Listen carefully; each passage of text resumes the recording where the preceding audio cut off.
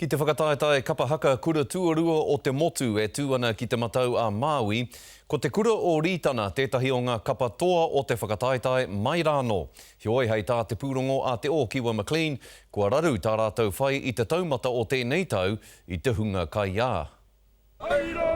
He whakarite anō i te kapa, mō te tūpono ka uru atu rātou, ki ngā whiringa toa. Mahi te mahi, me tutuki hia te mahi, kua wawatatia e mātau, i tō mātau harenga mai ki kone. Heoi nā wai i uaua kātahi ka uaua ke atu, i te tāhaitanga o etahi o ā rātau rawa. He rere ana te pōhehe kua tāhaitia ngā kākahu hakahaka o tēnei kapa.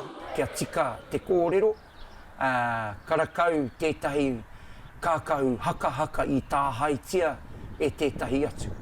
Nō te pō te mane ka pōhiritia te kapa o Rītana ki te marae o puke moki moki ki Ahuriri, i taua wā tonu ka tāhaitia ā rātau rawa i roto tonu i te waka.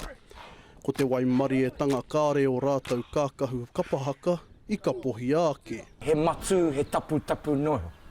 He tapu noho, engari inarunga i tērā, he tapu tonu, tō tētahi o mātou whānau. Āpiti atu ki tērā e mea ana ngā pauako o te kapa nei, me ko ke whakamua tonu te kapa nei, aha koa ngā au pēhitanga o te wā.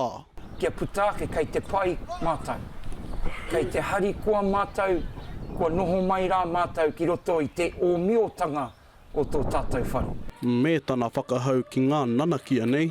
Ko tā mātou ki te aroha, ki te tuku aroha. Ki te tuku aroha atu rā ki a rātau. Ana koe rātau mātou kaupapa te o Kiwa. E whai ana mātou i te kōrero o te matua tangata. A te tūruki, a te kōti a rikirau. Hoki atu rā koe e te matua.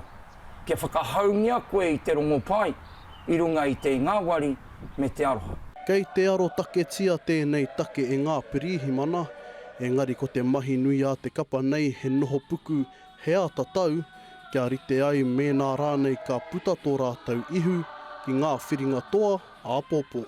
Te o Kiwa McLean, te karere.